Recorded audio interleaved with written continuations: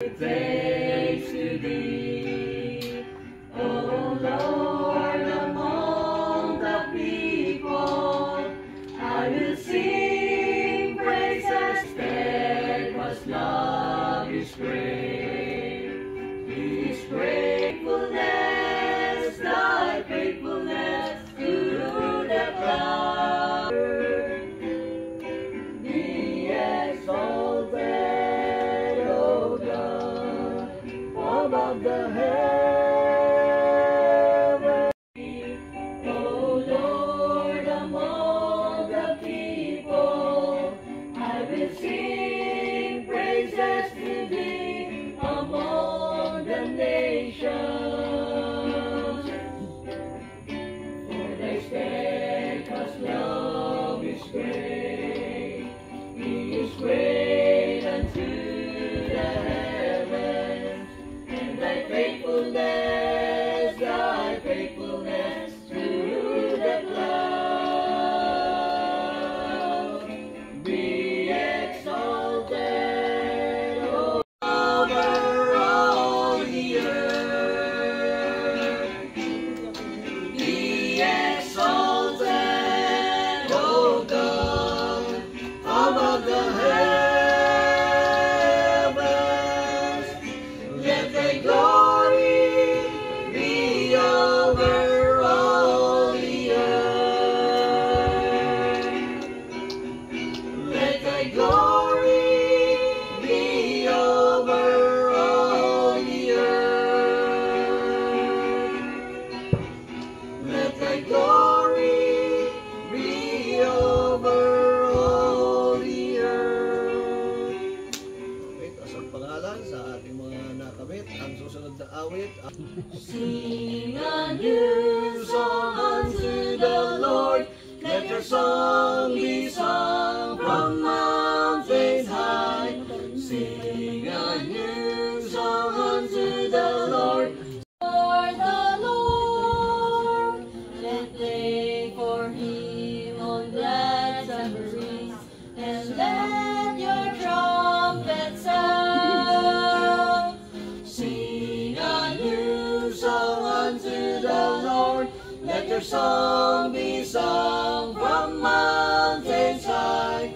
Sing a new. Turn your sorrows to joy, and fill your soul with song. Sing a new song. Glad my soul, for I have seen the glory of the Lord. The trumpet sounds, the dead shall be raised. I know my Savior lives. Sing a new song unto the Lord. Let your song be sung from mountains high. Sing a new song unto the Lord. Sing hallelujah. Sing hallelujah. Sing hallelujah. Tangalan sa mga tinatamasa, Panginoon, ng iyong mga anak, kapatid, Panginoon. Sa kabila ng aming patuloy na kalungkutan, hindi ka sama si kanyang tatay para mapalasa, Panginoon, ang kasiyahan nito. Kahit pa man kami ay nandito, ang pagpapalang ito ay patuloy na magbigay kalawalatian sa inyo. Ang pagpiling namin ito kay akto ng pananampalataya na nawamagbigay sa inyong tayo. Kayong may mga motor, marami na occurrencean, marami tayong nababalitaan. Matuto na tayo sa diskarte nila, pero matuto rin tayo sa mga kamalian nila, no?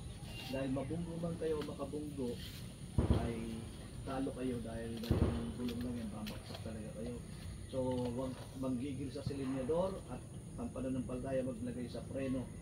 Dahil minsan di kumakagatir sa mga madudulas na kalsada, saka sa mga tawag dito, mga mabuhangin. Baka mamaya dumulas kayo sa mga kurbada, tapos mabuhangin, laglag kayo sa batuan na walang tubig. Sakit nun, baka hindi na kayo magkalahi pa. So, mag-ingat kayo. So, bukod doon ay bagaman maganda yung mga motor nyo, mga modelo, ay syempre yung maintenance man. kahit magkano kaganda kung hindi maayos ang maintenance, bibigay kayo. Pala tayo sa preno dahil hindi laging kumakagat yan sa basa, sa buhangin, kung may lumigo ka, malaglag ka sa bangin ng mabato o malalim na bangin, mahirap ko. O minsan yung spillway lang na gano'n, pag nakipagkarera ay delikado, biglang pumreno, isa kala mo abutin mo yung pala kaya tumigil. May mga karanasan akong gano'n. Makabangga kayo ng aso, maaaring sabihin yung aso lang, pero pag mahal ng tao, nagkamali ka ng katwiran, maraming road rage. Alam nyo, mapapaba kasi pinagsabay-sabay natin. Mahalaga kasi sa pagbiyahe natin, kasama natin ang Panginoon. Pero wag natin kontsabahin ng Diyos. Kasi yung iba, Panginoon, wag nawa kami mahuli. Pero wala namang helmet, walang parang ako. Kaya nga tinanggal ko na, nagbike na lang ako kasi pagsabay. Kakapabless ko ng motor, ako tinatamaan sa sermon ko. Sabi ko magbabike na lang ako kasi walang helmet, walang lisensya, hindi updated, hindi rehistrado, hindi nakasapatos. Tapos ewan ko, pinalitan pa kulay dati ng motor ko, tapos mabiyahe ka, tapos sana wag mahuli. Pag nahuli ko, kung tsabahin mo pa yung Panginoon. Pero naman yung peke pa yung ID, yung police, contact, nakakahiya. Sabi ng pastor, ito, sabi, ano ka ba? May ID ka pa, sabi, wala akong pakialam dyan, lumabag ka eh. Sabi, ministro to. O, ministro ka pa pala eh, pastor ka pa. Nakakahiya, kukuntsabahin pa Diyos, gagawa ka ng mali, tapos papalusot ka, nakakahiya. Tapos yung babae na nagdadrive, binigay yung lisensya. Hindi ko kausap ko yung babaeng yung nagdadrive. Pagbigay ng babae ng drive, ay sorry po, ma'am, sorry po, pamangkin pala kayo ni General Macanto. Pero yung pastor, ang dami ng pasiklab sa kasiga, nakakahiya. So meron kaming mga nakaraan, sabi ko, pasensya na po, first time lang naman itong dumaan dito eh, wala akong alam, may yaman kasama ko, may mga kotse, pero hindi na alam diskarte. Nakikipag-away pa yung driver namin, si Doc Linda, ang president ng Philippine Medical Association sa kayong cycle. Pag kayong ganyan sa ito, wag Brad, sabi ko, tinatapik ko ng tinatapik, nakikipag-away yung driver. First time niya po dito kasi may sakit yung kapatid niya. Ngayon lang duman, hindi naman alam. Di ba pag first time, pwede naman, ganun pa. Kami may pupunta ang serbisyo, kasal, tapos ito po ay sabi ko, doktora po dadaan pa sa ospital, talagang dadaan naman. Sila may-ari niya, ninasa ko na.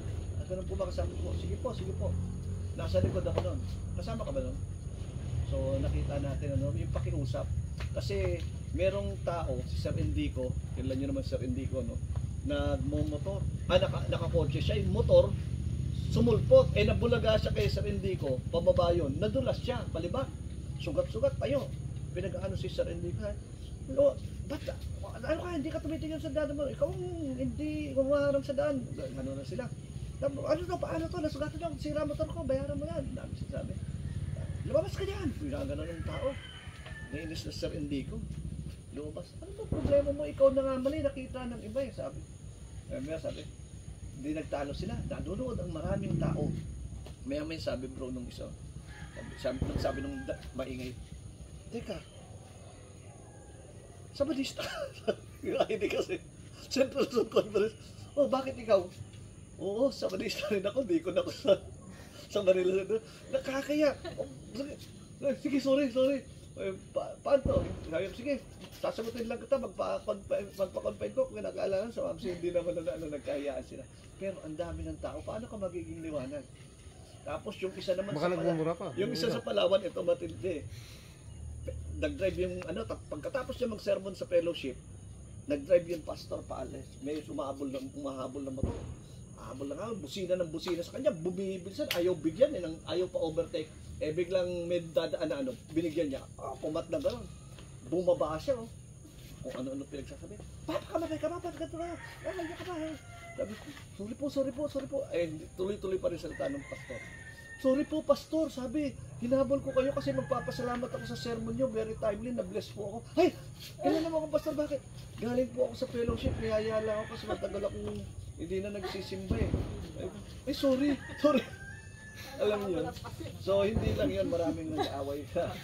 Marami tayong nalaman na nadidisgrasya sa motor. Kaya ulitin ko lang ay sumunod lang tayo sa traffic rules. Tapos, huwag mong jabahin ng Diyos sa mga ganong bagay. Gawin yung tama. Mag-ingat, isipin nyo, may pamilya kayo. Ikaw magkakapamilya pa. Ikaw baka magkapamilya pa. Kasi kanina namang motor na ikaw may pamilya na. Mag-ingat kayo dahil talagang napakahalaga ng prayer.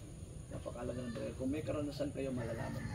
Ngayon, katulad ng maintenance dito, yung bahay mo, Sharon, alam ko, ngayon dito ko mas marami pang i-improve dito. Pagagandahin yan. Ang bahay ay dapat malinis, maayos, maganda, mabango. Matibay. Kasi kung hindi matibay, bibigay. Kasi yung sa AUP, ganun eh. Ang ganda ng materials, ang ganda ng pagkaka-finish, lahat. Pero, alamin. So, nangyayari yung ganun, ano? Kaya mahalaga tibay. Maganda, kasi maganda yun, ano? Mas yung malinis, kasi kahit at maayos, kasi kahit maayos minsan, kung hindi kahit hindi malinis basta maayos, parang ang ganda, lalo na tiles. Pero pag malinis minsan, pero hindi maayos, parang ang gulo sa utak, lalo na kung masikip, parang pati ipilos mo nakakaapekto. Tapos maganda. Kaya ngayon hindi lang yung engineer saka architect ang may lisensya, pati interior designer, pati nagla-landscape pala ngayon meron ng lisensya yan. Kasi mahalaga rin yung ganda. Pero mas mahalaga yung nakatalian. Because money can buy a house but not a home. Kaya nga may kantang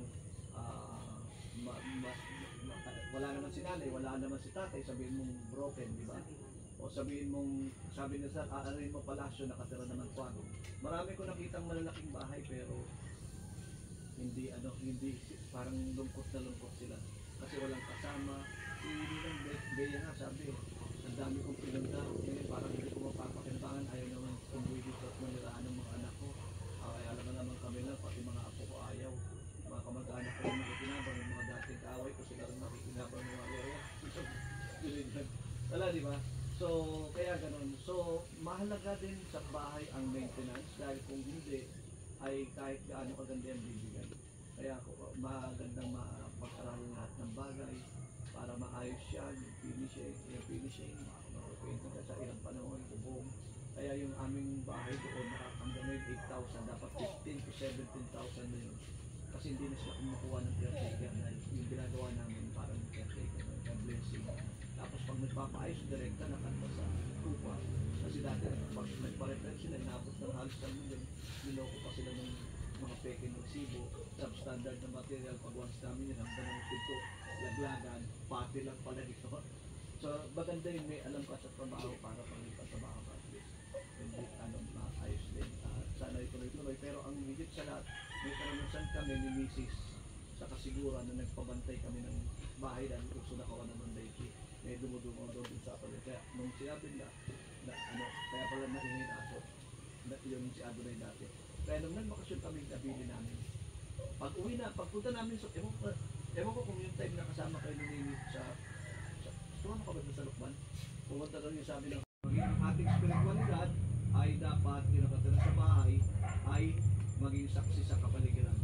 Malinis ang puso, maayos because God is a God of order, malinis ang puso, mabango. Kasi sabi nga yung ating buhay ay dapat maging magpabangong samyo, matibay ang pananampalataya, maganda, malinis, maayos. O maganda yung beauty of holiness. So gusto ng Panginoon maganda, beauty of holiness, malinis ang puso, maayos, God is a God of order, tapos mabangong samyo ang buhay, parang offering na insenso, tapos matibay ang pananampalataya. So sabi nga sa 127:1, malibang ang nagbabantay ng bahay ay ang Panginoon, walang kabulan ng pagbabantay ng mga buwan. At malibang ang Panginoon nariyan ay wala yung mga nagtayo na yun ay maliwan na rin.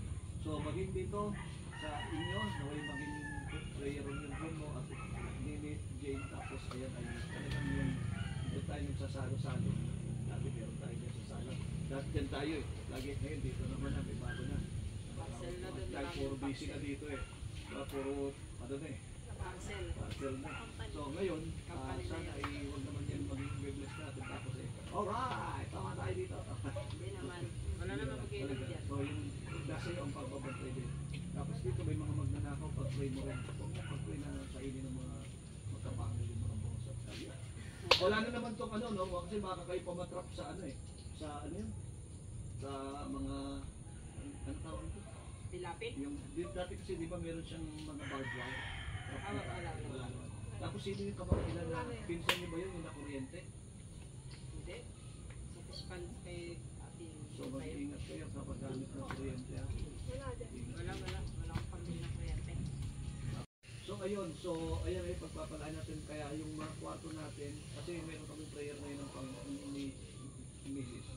Hindi lang dati ano lang, Panginoon, paalisin niyo po yung mga demonyo sa bawat sulok ng compound namin, ng bahay namin, ng kwarto namin. Walang prayer, Panginoon, manahan kayo sa amin. Malabo. Ang inyong banal na spirito nawa ay manahan sa aming compound, sa bahay, sa bawat sulok ng bahay, ng bawat sulok ng kwarto ng aming puso.